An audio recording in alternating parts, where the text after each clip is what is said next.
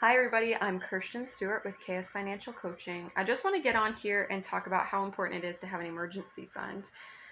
During these times, it's definitely an important thing.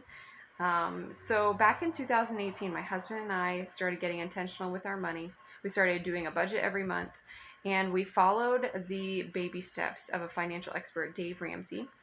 And his baby steps are baby step number one, save up $1,000 for emergencies while you get out of debt. So baby step two is you pay off all your consumer debt. Baby step three is save up an emergency fund that is fully funded of somewhere between 3 and 6 months of your monthly expenses. And then baby step four, you save for your retirement.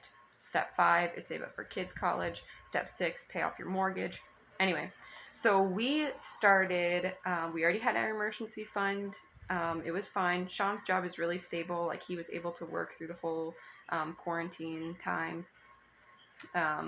So we're not really, like too worried that way.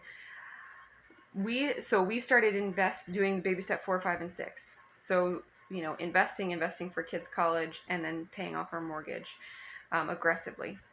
So when COVID happened, because we already had an emergency fund in place, we really weren't worried because, like Dave Ramsey says, when you have an emergency fund, it turns a crisis into an inconvenience. And even though, like, we were all worried about so many different things when the coronavirus first, started going on, we were not worried about money. Like, money wasn't really a concern. What if Sean got laid off?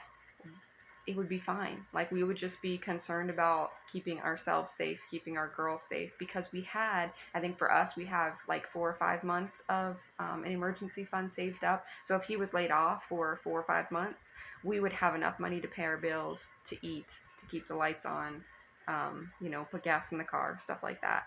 So we didn't have to have that as a concern. And I think that's something that really needs to be addressed right now, because people are going through uncertain times. Or maybe you just came out of an uncertain time and you're back working again. And I want you to think about, how that was for you financially, and, preparing for if something were to happen again. Because hopefully we won't go through a pandemic for a good while, if ever. Again, but there's always something else that could happen. And so what I looked up was what the average Canadian has saved up. And the average Canadian in 2018 had saved up $852. That's it. Not even $1,000 saved up, which is really sad, because a lot of people get on to Dave Ramsey for saying, like, oh, $1,000 will never cover anything as an emergency fund in your baby step one while you're trying to pay off your debt. That's his plan. But, I mean, the average Canadian doesn't even have that much money saved up. So I went through and I made a list of different types of emergencies that $852 would cover, and then different types of emergencies that $852 would not cover. Because I want us to think through this. If you are like the average Canadian and you have that much money saved up, maybe you have a little bit less, maybe you have more, a little bit more. I want you to think through, like, when things happen, because they're going to happen, what would I be able to cover? So $852 could cover replacing the blower motor in your furnace. I thought about this because we had to replace our blower motor in our furnace 1 or 2 winters ago. That costs about $300 to $700 if you had to replace that motor in your furnace. But if you had to replace the whole furnace, you would be out about $2,500 at least. So another emergency that the average Canadian could cover, which is anything less than $852, replacing the brakes on all 4 tires. My husband's a mechanic, so he told me here in Canada it costs about $800 to have all of those brakes replaced. But if you needed a new transmission, sorry, that costs about $3,000. So if you don't have a very big emergency fund, hopefully your brakes go out before your transmission goes out.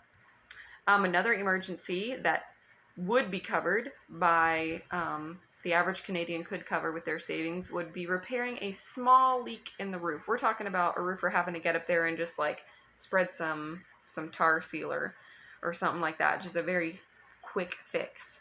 That would cost you about $150. But if you had to replace like a 10 by 10 foot of wood and shingles, it would cost you about $1,500. A tooth extraction. How many of you have ever had, had to have a tooth pulled or something like that? We've definitely gone through that in our family.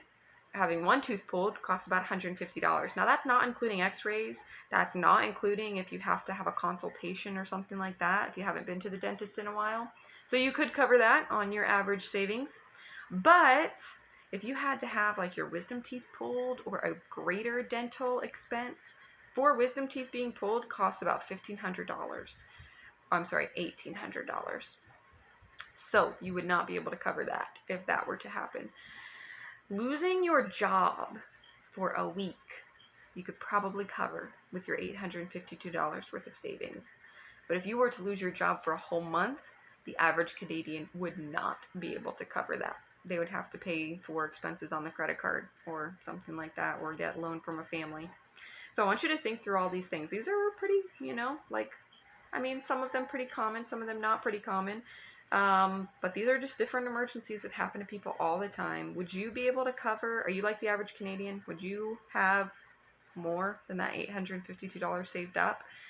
And like a lot more? Would you have 3 months of your expenses saved up? So when we talk about that, I want you to think about how much, or even write down, hopefully you're doing a budget. If not, we're going to talk about that more this week. You add up the total of what your expenses are for a whole month, times it by at least 3, and that's how much, the least amount that you need to have in a savings emergency fund.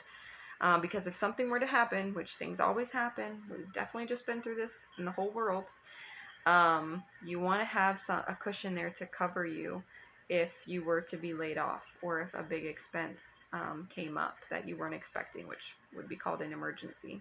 So think about that. Do you have an emergency fund? And if not, start saving up one. All right. I hope you guys have a good week. Bye.